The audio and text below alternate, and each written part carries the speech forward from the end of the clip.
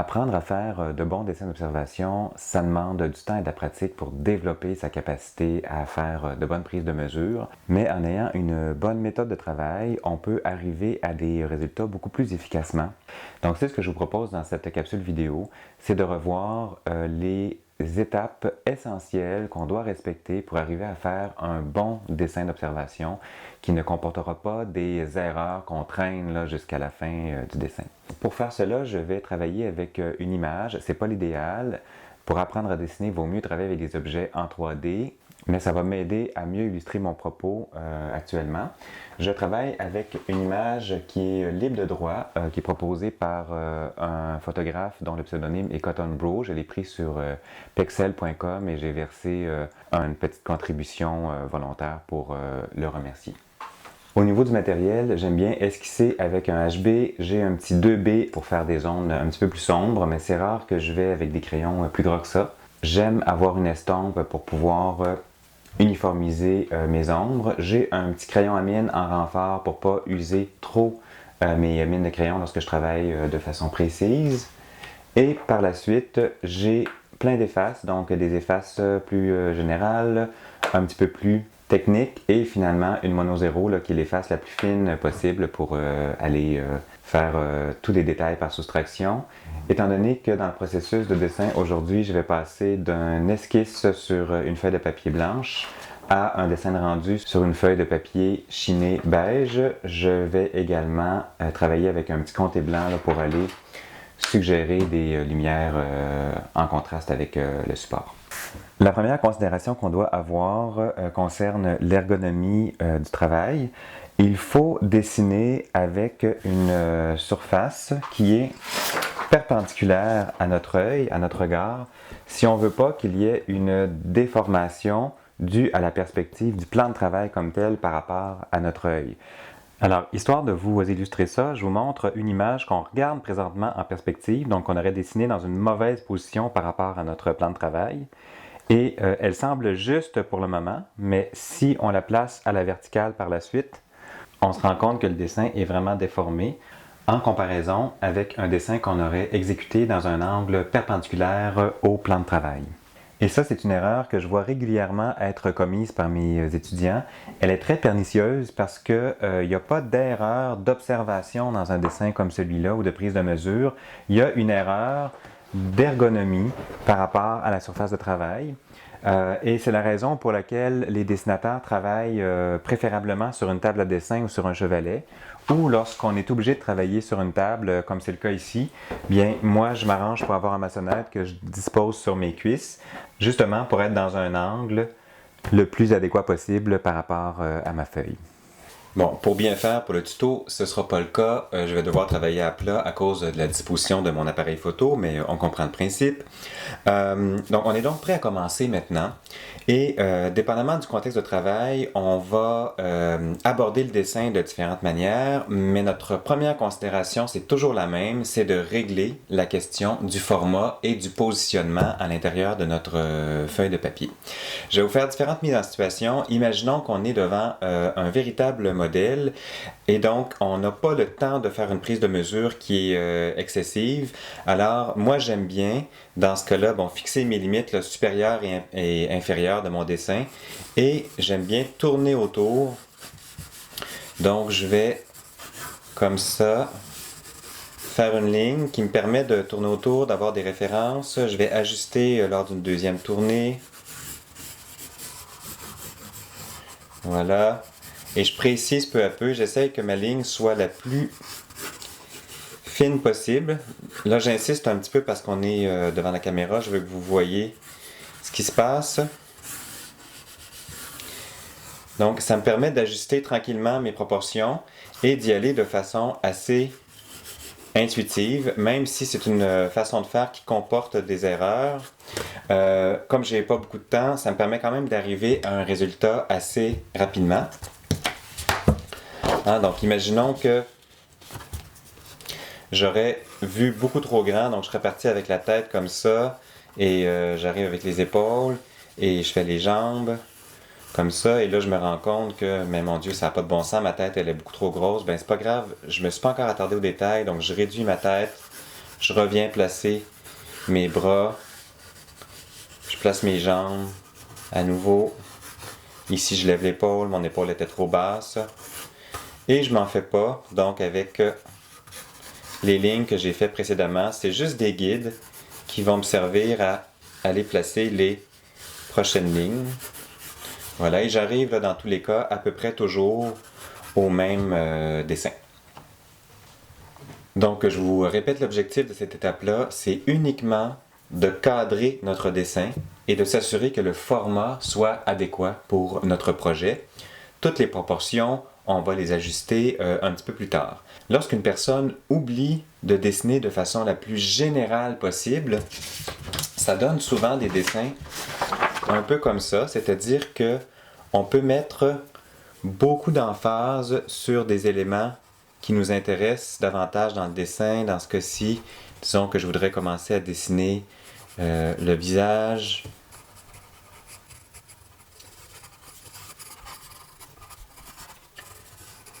Et je vois ça assez régulièrement se faire. Après ça, l'étudiante avait l'objectif de tout faire rentrer le dessin dans la page. Et ça me donne des trucs un petit peu caricaturales.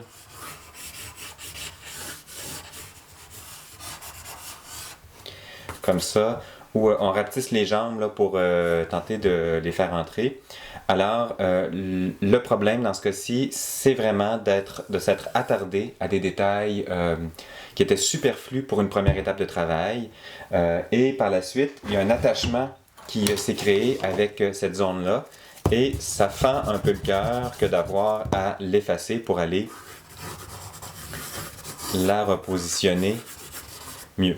Donc, les premières lignes qu'on doit faire, elles doivent être très libres, très relâchées et elles doivent nous servir à construire l'ensemble du dessin de façon la plus générale possible avant de plonger dans les détails.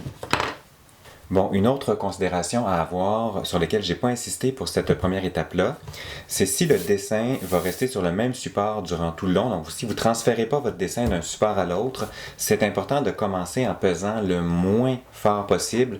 Donc là, j'ai utilisé un 2B là, pour que vous voyez bien les lignes, mais je vais refaire le dessin comme si c'était une ébauche qui allait mener éventuellement au travail complet sur la même feuille de papier.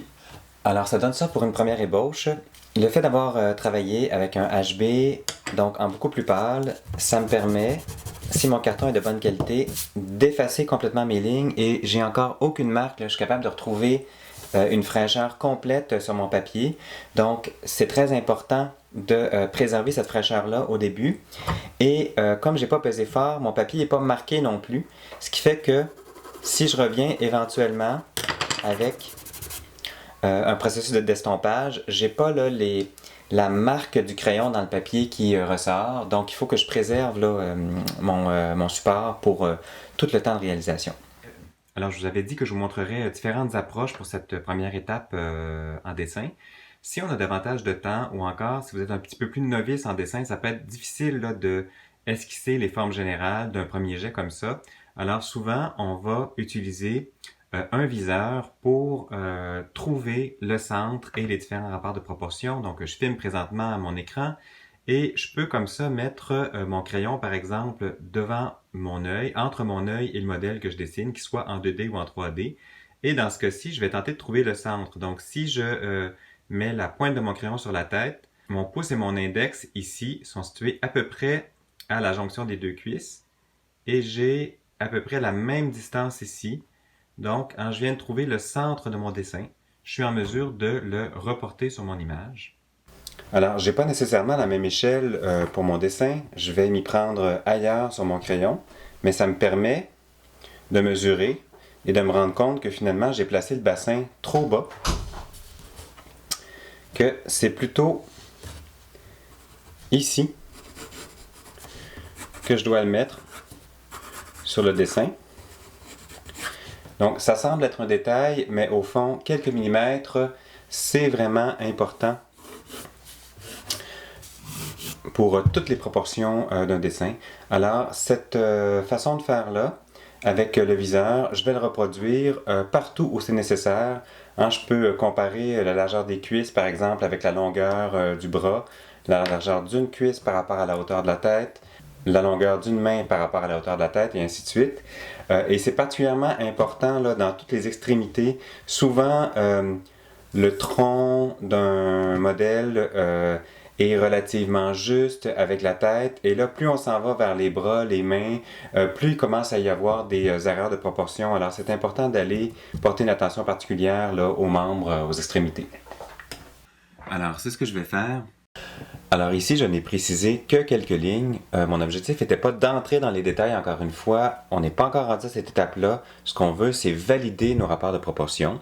La prise de mesure que j'ai faite m'a permis, par exemple, de voir que la tête était à peu près de la même largeur que sa taille, que la hauteur ici entre le dessus de ses culottes sont à peu près la même largeur que ses cuisses. Ça m'a permis de mesurer que ce bras-ci est plus long que ce bras-là, si on inclut là, la main qui est tendue, et ainsi de suite. Donc, ça m'a permis d'ajuster des mesures, le centre, les différents éléments les uns par rapport aux autres.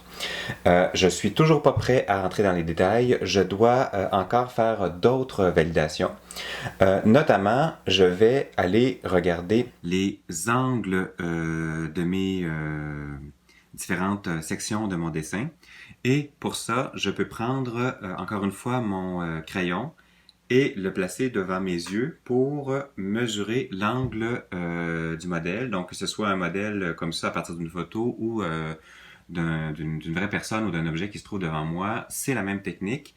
Je mets mon outil dans un angle qui est superposé par rapport à ce que je vois et je transpose cet angle-là sur ma feuille de papier. Maintenant, ma feuille de papier doit être à la verticale. Vraiment, je dois superposer ma feuille entre mes yeux et celle du modèle pour que cette technique-là fonctionne bien. Alors, on va revenir avec le dessin qui nous intéresse. Si je mesure les angles, ça me permet par exemple de constater que l'angle de mon bras ici est absolument pas adéquat. Il doit être corrigé de quelques degrés, comme ça ici. Et le bras ici doit monter un peu plus à la verticale.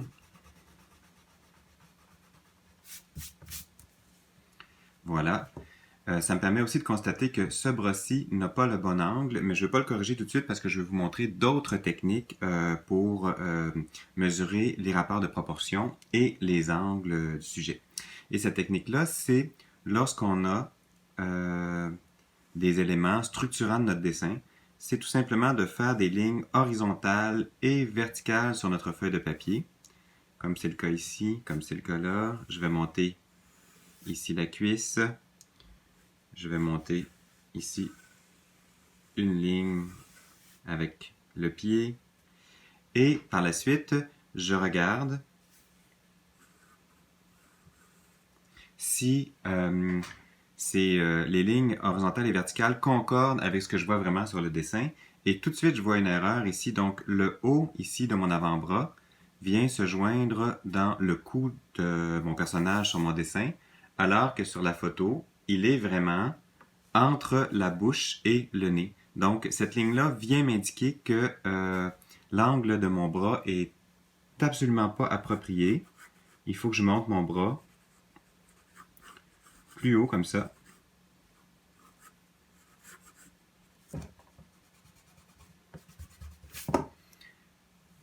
Afin de corriger l'angle.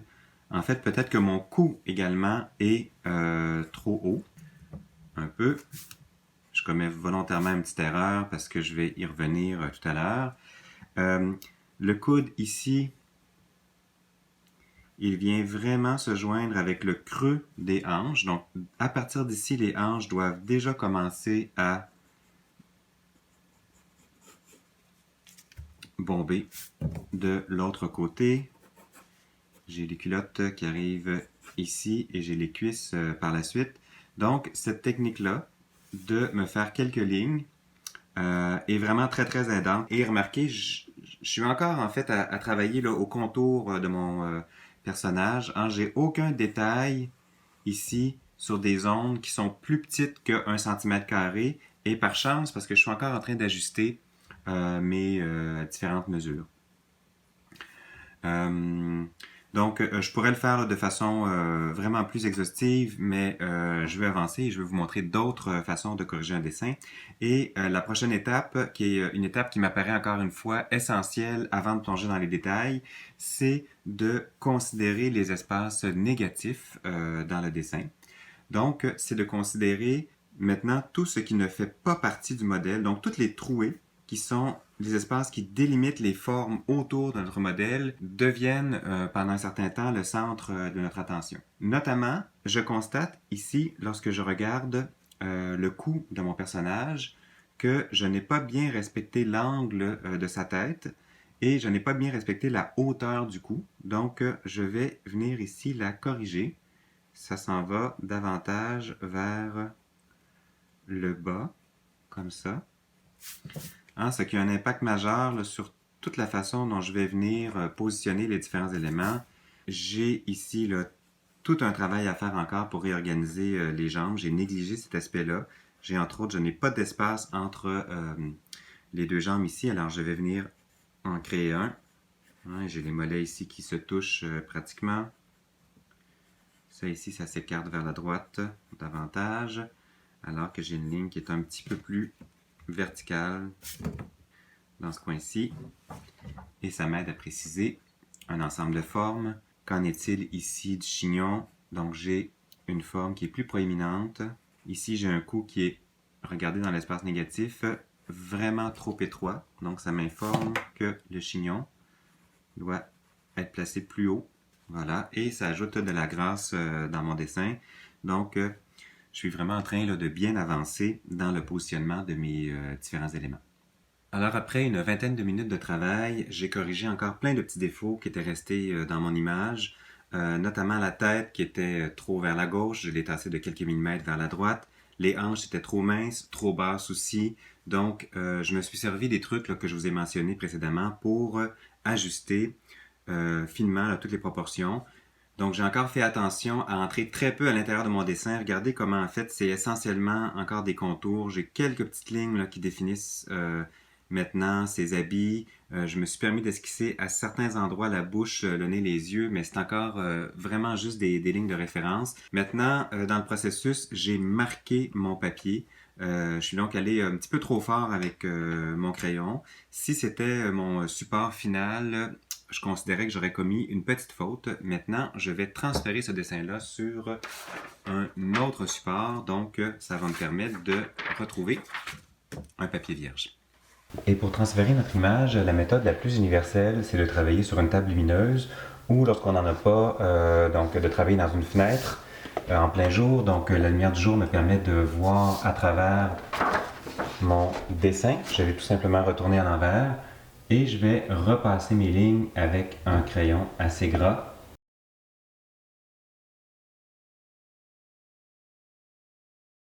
Et voilà, ça devrait faire.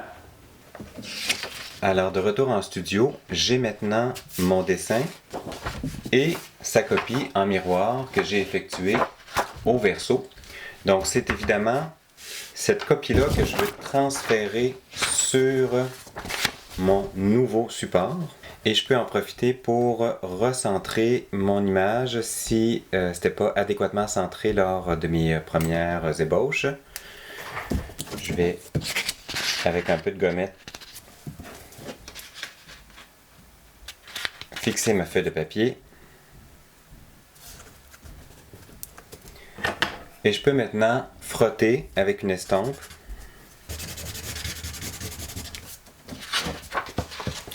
Donc, le dessin va se transférer tranquillement sur mon nouveau support.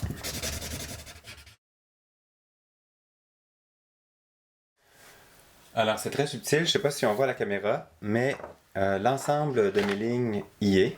Donc, je peux maintenant recommencer à tracer mon image.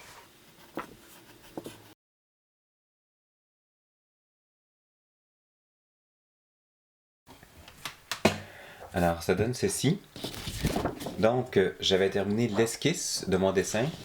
J'ai maintenant terminé l'ébauche, c'est-à-dire que j'ai toutes mes lignes de placé prêtes à accueillir maintenant le rendu, c'est-à-dire les ombres et les lumières, les textures, les détails.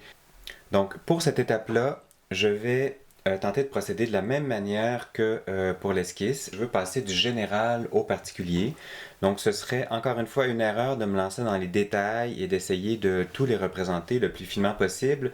Je courrais le risque de tomber dans une façon de faire qui serait maniérée, qui reproduirait des erreurs. Et ça, je vois ça assez souvent dans un contexte de dessin de modèle où on n'a pas beaucoup de temps. Donc, je vais voir des étudiants, au fond, mélanger toutes les étapes de travail. Donc, ils vont à la fois chercher leurs proportions, à la fois faire des détails, à la fois tenter de faire des rendus. Donc, ça va donner des dessins où les lignes sont à la fois trop fortes et imprécises. Comme ça, et là on va ajouter un petit peu d'ombre, on va finir par salir un peu le dessin. Et donc, on a perdu un peu de temps à essayer de tout faire en même temps. Alors que même en étant pressé, si on respecte les étapes générales, donc commencer par une forme géométrique la plus simple possible, placer les éléments les plus significatifs, donc juste m'occuper des masses.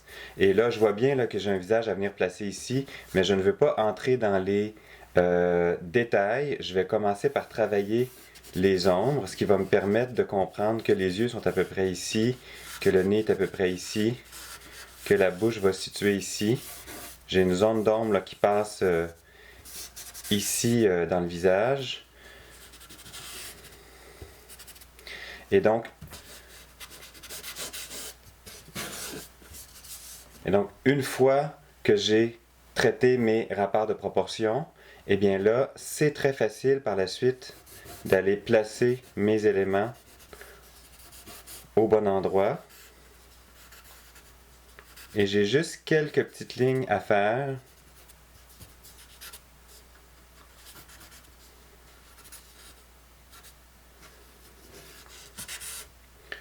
Pour arriver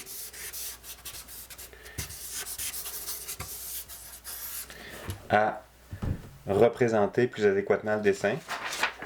Donc, on voit qu'il y a vraiment là une différence majeure de contrôle entre ces deux illustrations-là. Donc, en retournant dans le dessin qui nous intéresse, ce que je veux faire, c'est rester encore du général au particulier, c'est-à-dire traiter les ombres de façon la plus générale possible, définir les masses et tranquillement aller vers les détails. Donc, ce que je vais faire, c'est que je vais plutôt travailler avec la tranche de mon crayon et plutôt que de me concentrer par exemple au trait de la bouche, des yeux et ainsi de suite, je vais encore une fois juste regarder les masses générales. Évidemment, j'ai des cheveux que je peux me permettre de représenter en plus foncé. Ça, cette masse-là, elle est définie. Et je vais donc me retenir de dessiner de façon trop spécifique pour le moment. Donc j'applique ça à l'ensemble du dessin, je me filme en accéléré et puis on regarde ce que ça donne. Alors je commence à avoir placé quelques ombres et lumières. Ça m'a permis de corriger plein de petits détails. Donc le fait de travailler avec les masses m'a permis de voir que les culottes étaient peut-être pas tout à fait au bon endroit. Il me manque un petit peu d'espace là ici. J'ai besoin d'installer une lumière au niveau du menton. Par la suite, j'ai une ombre avant que la bouche commence. J'arrive pas à la placer. C'est donc que ma bouche est trop basse. Et au-dessus de la bouche, j'ai une lumière, une ombre et j'ai encore une lumière avant que le nez ne débute.